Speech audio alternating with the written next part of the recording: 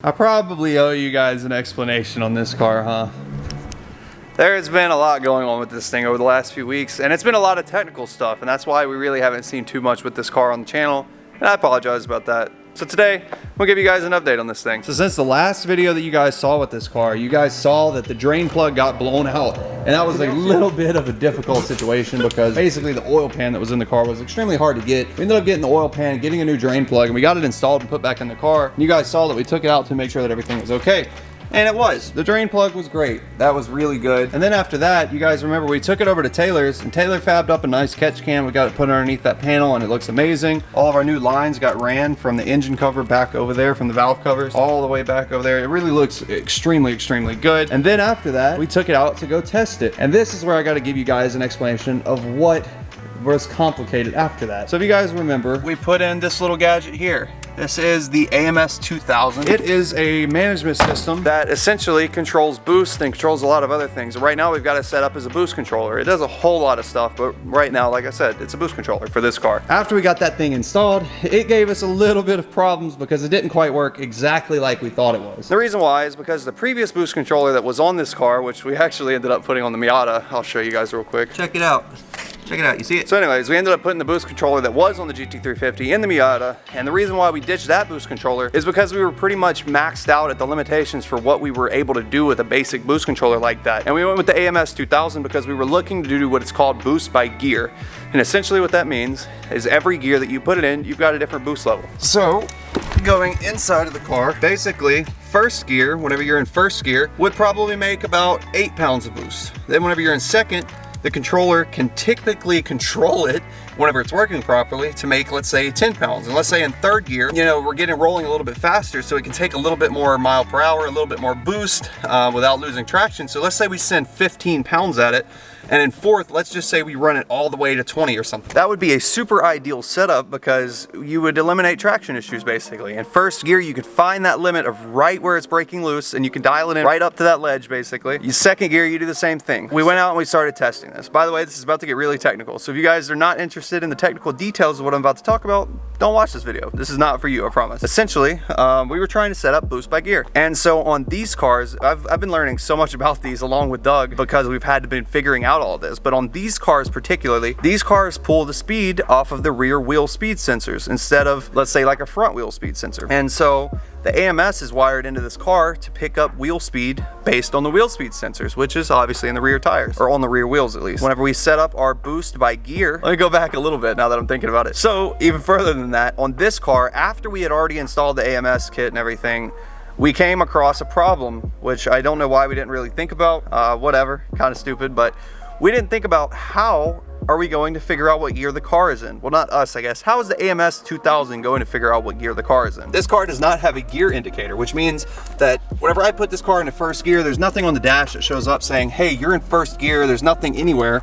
Whereas on the new ZL1 that I've got, that car has one. So if I have it in first gear, second gear, third gear, the car's ECU knows that, and it can actually read it out to me on the dash, which is super helpful for doing this kind of thing right here. But unfortunately on this car, we do not have that, which means that we were actually forced to start working on what is called boost by mile per hour. So the boost by gear didn't really work out that well because unfortunately there was no way to know what gear that it was in. So you couldn't calculate, the AMS never could figure out what gear it was in. We tried to manipulate it and do a whole bunch of different stuff. The AMS had no way to figure out what gear that it was in, and there was no easy solution for us to put a gear indicator in the car so that it could. And there was a lot of discussion and ideas thrown around about maybe throwing a sequential transmission into this car. And we saw that Adam LZ had did his with the Barra swap, and that was really freaking cool. The sequential in that car works amazing. And so I was thinking about doing a similar setup so that way it could figure out what gear it's in, it can send it off to the AMS, and we can have it set up perfectly to where it is like just a freaking rocket in every gear. Unfortunately though, that was not a realistic thing at the moment. They're super expensive, and not only that, extremely time consuming for install and things like that. And we've already got so much money tied up into this current setup. And I mean, this is like an extremely expensive built transmission in this car already as is. So I didn't want to just ditch that. And then you got to think about clutch setup, and it's just a bunch of changes that are going to take months and months of work. And I didn't really feel like tearing the car back down, especially after we had literally just got it put back together. We ditched that idea. And so the next idea that we had was to go to boost by mile per hour, which is what I was actually talking about a second ago. But I had to give you guys an explanation of why boost by gear didn't work and why we had to go to boost by mile per hour. So anyways, we go to boost by mile per hour and we decided to give it a shot. Well, remember how I told you that the rear speed sensors basically is where the car gets its speed from? If you guys might be able to see where I'm going with this, but essentially the AMS 2000, it reads mile per hour based on what the car is reading. So we had it set up for, let's say, I'm just gonna give you guys rough figures here just to estimate, or just to get the idea here. But let's say we set the car up at 60 miles per hour to ramp in really hard into boost, okay? Well, let's say it's at 50 miles per hour, it's medium boost, and it starts ramping in hard, and it starts losing traction. So what happens when a car loses traction? Whenever you do a burnout, I don't know if you guys have ever done a burnout, but you will notice your tachometer will go up. It goes up. And same thing with your speedometer, your mile per hour goes up. And the reason why is because most cars, speed sensors are read off the rear wheel. So obviously, if you're losing traction, the tire is spinning faster, right? The car is not actually moving, but the speedometer is sensing that there's like 40 miles an hour, 50 miles an hour going on. Even though you're not moving, the wheel is still moving that fast. So the problem was that whenever we were working on trying to get the boost by mile per hour set up, we were going into about 50 miles an hour or so, and then the car started losing traction. It detected that we were going way faster than 60 miles an hour, even though we were not. So once it had started losing traction, it told the ECU, hey, send all the boost. We're going. When in fact, we were not. And so essentially what happened is that little bit of loss of traction multiplied very fast and got pretty sketchy pretty quick. It's not a fun situation to be in whenever you're expecting, you start to lose traction, so you're expecting to let off and get out of it, and then the car throws 5 more pounds of boost at you. That's a scary feeling. I will for sure tell you that was not fun. And so anyways, that didn't work. And so that was a little bit scary as well. So we didn't really know what else to do. And so after our whole excursion and a little bit of a scary situation with the traction issue and obviously reading speed by mile per hour, we knew that that wasn't going to work. We started looking in the other options basically. And we did find an option that I'm not going to say I hate, because I'm really debating on going into that.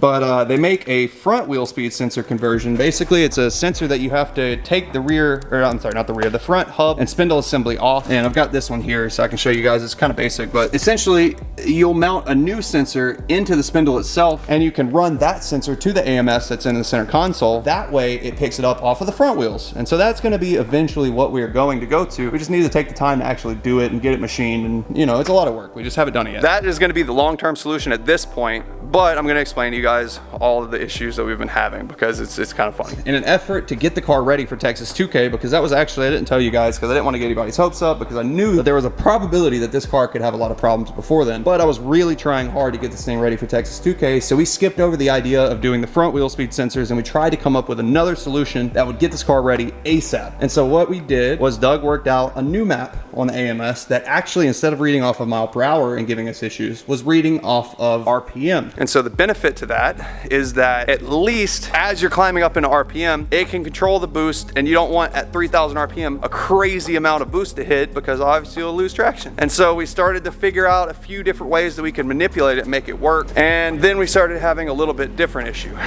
So after we had gotten it figured out and had gotten the RPM to work to where we could get it to actually read RPM and give us a decent amount of boost, and it was controllable and it was really cool. And then we ran into another problem. So we were super excited that we had pretty much got it all working, at least boost wise, and then it started to break up and it started giving us some issues. And what I mean by break up is that as we were full throttle, only at about 4,000 RPM or so, 3,000 RPM, 3,500 or so, it started acting like it was misfiring extremely bad, like almost to the point that we thought the damn thing was gonna blow up. And I couldn't figure out what it was. We kept on trying. We were back and forth with Lund trying to figure out what was going on with the car for, I kid you not, literally 6 weeks. It was 6 weeks long that we fought trying to figure out what was going on. And that's why I didn't tell you guys anything about it or give you guys any update videos, because there's so many of these details that drug out so long that I didn't know how to make a video about it all until now, because I couldn't sprinkle little details over 6 weeks. I feel like that wouldn't make very good content. So anyways, we've kind of saved off of talking much about this car because we've been working out some kinks. This fuel system is ran on a hob switch. This hob switch is mounted into the vacuum block, and basically this vacuum block is reading the same amount of boost that everything else is. It's all tied together in this vacuum block. So the wastegates are ran right here, the blow-off valve is ran right here, and it's all ran off of the same central block. This hob switch runs to our fuel management system in the back. And I'll pop the trunk and show you guys. I told y'all this was probably gonna be in depth. So then, inside of here, those same two wires that we were looking at a second ago are ran to right here where my finger is.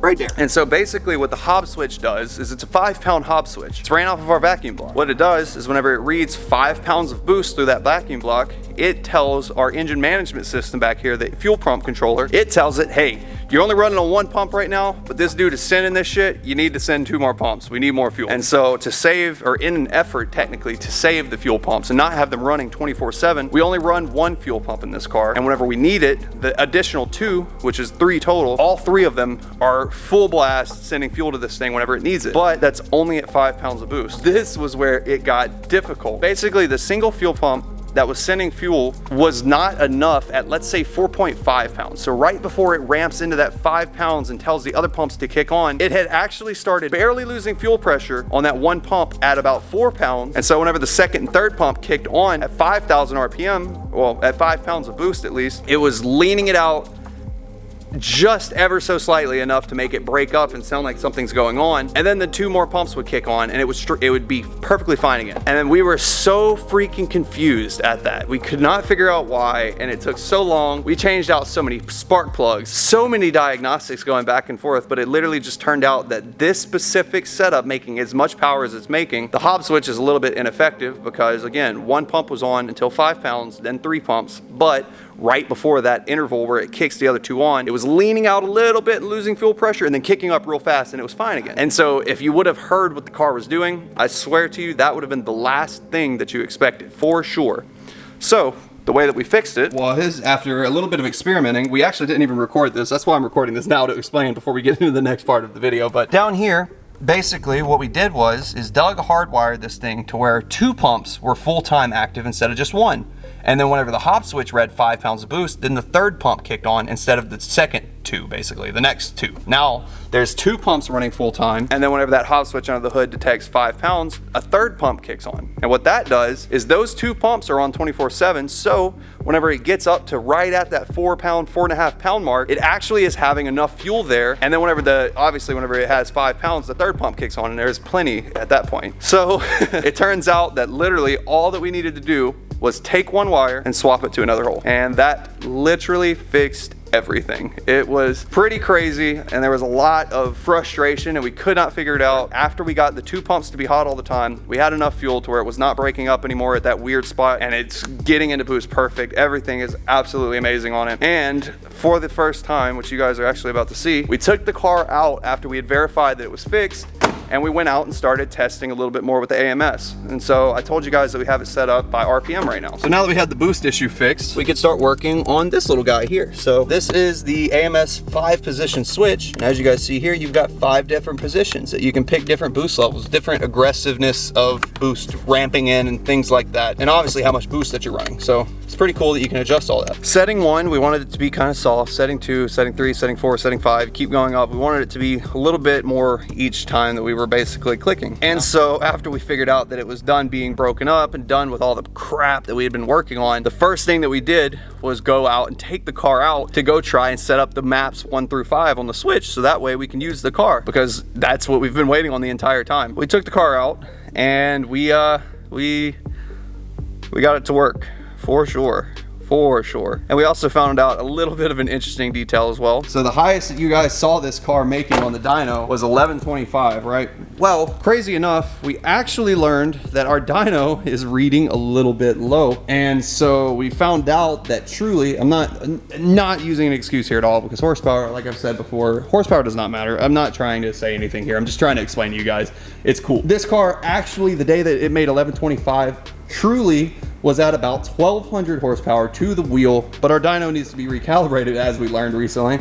And so it didn't read anything but 1125, which I'm not gonna lie, that's freaking insane, but it is crazy because it was already making 1200 wheel and I didn't even know it. So that was cool. But then what's even cooler, we were able to see on the dyno how many horsepower was being gained basically per pound of boost. And then whenever we took it out on the street, we turned it up a lot, and we got it to freaking hook pretty damn hard, actually. Pretty crazy. It turned into probably one of the craziest and scariest experiences that I've ever felt and been in my life, honestly. And that was because we did some calculations, and whenever we had turned it up, what you guys are about to watch actually, it was making about 1300 or 1350 or so to the tire. And this was the first time that I'd ever felt anything like that. This was for sure the fastest car that I have ever been in my life. And so feeling it at 1300 was just absolutely freaking crazy. In fact, it was so crazy that I couldn't even really comprehend what was happening, and I couldn't even film something with it. I couldn't even film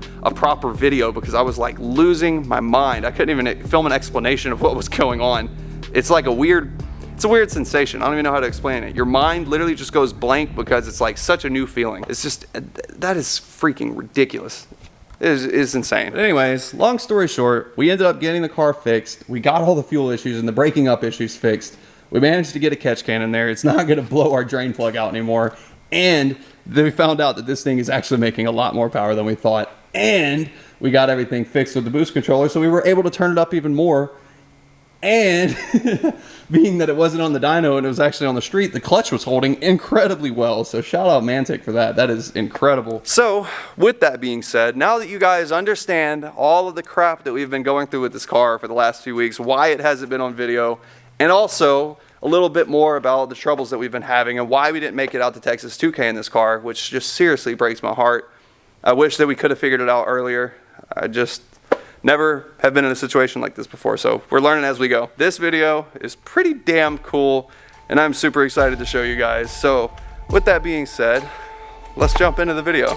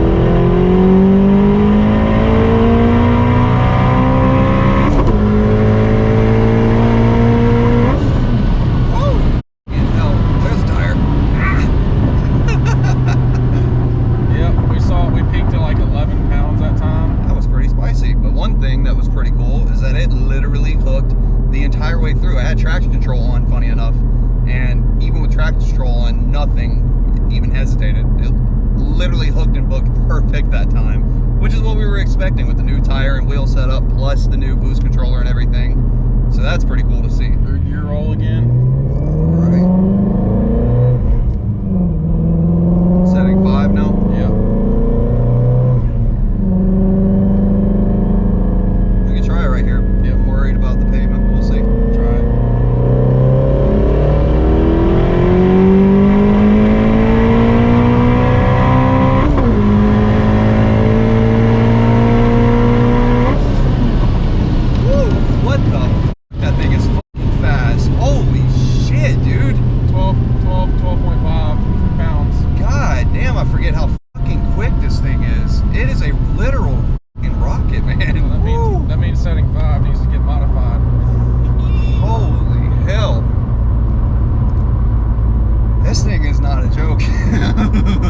It's crazy because the old tire and wheel setup, whenever we were on the stock wheels, although they didn't hook as well, they were a lot easier to control because they were so stiff.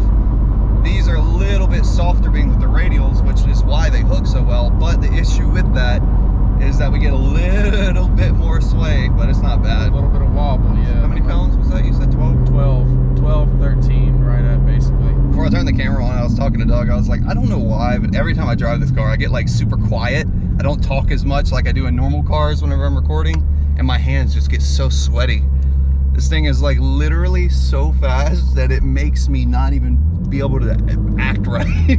I know the feeling though, dude. You just get giddy. Yeah. You kind of get clammy and giddy. You're like excited, but also a little on the nervous side. Yeah. Ready? Yeah.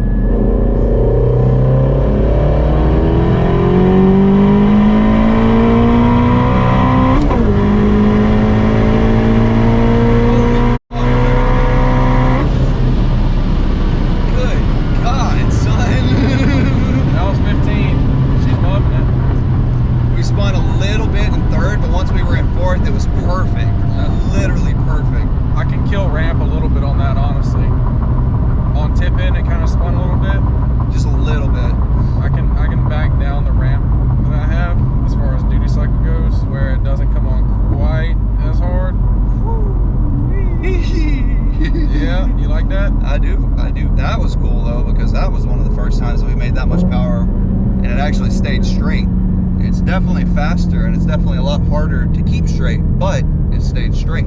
It's funny because you guys are literally getting to watch me drive the fastest car that I've ever driven in my life to this point. So, all right, back on setting 5. Made a little bit of adjustment. I also put it in track mode, so traction control's off, but StabiliTrak is on still, so that's important. So we'll be able to spin in a straight line, but as soon as we start going side to side, if anything were to happen, we're going to be okay. So, welcome to Gavin and Doug's Speed Shop. Yep.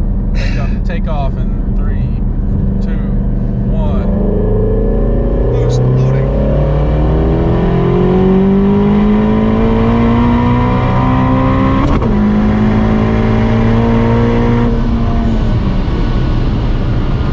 That was pretty solid, actually. Yeah, it ramped in pretty good there. I don't know if I've gone, even on most bikes that I've been in, really don't feel this fast for some reason. I don't know if it's just the fact that we're not on a bike and we're in a car that feels like that, but yeah, it's like on the bike you kind of feel one with it, and this you're being pushed back from it. Yeah. And it's just, a bike doesn't lose traction, and a bike goes straight all the time.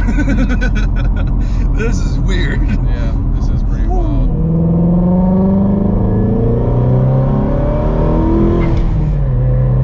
It's just gate. This thing sounds like an animal. Yeah, it does. Did we go from that to what we just did? I know. That's so funny. I know. Alrighty, third gear again. Yep, we'll do third gear. We're probably going to target 16 pounds ramp in. And ready? Yep.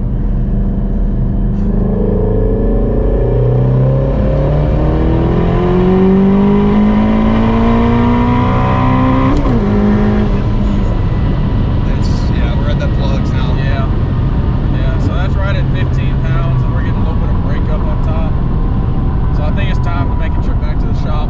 Yep. Put those brisks in. So basically what we're talking about is we've got NGK 6510 plugs in this car, which is what I've personally ran on most of the Coyote cars that we've done, and they work great up until a certain point, and then after that you've got to go to a different plug that burns at a little bit cooler heat range. And so the plug that's in here right now, whenever we're at the very, very top of what we're shooting for, the problem is that these plugs are not meant for that much. So we're gonna go home, get in the shop, swap out to our new plugs, and it's getting a little late today, so we'll probably take this thing back. Oh, I know, dude, me too. Look at my hands are sweaty. I already know. Holy shit, this thing is stupid. Yeah. But anyway, you can hear it at the very top now. We can hear it breaking up a little bit and having some spark blowout.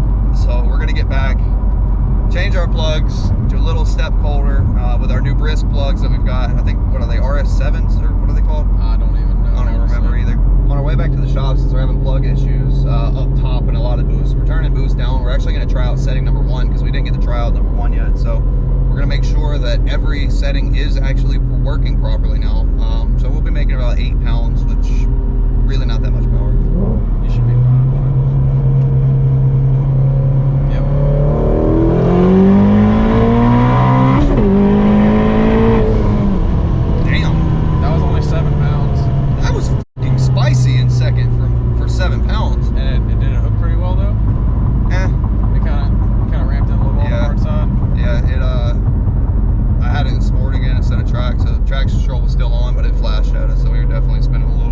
mean, in third gear, I bet you it'd probably be fine. This has been a long time coming, and we've been talking about it for so long, but it's finally happening. And I'm just really, really excited about it.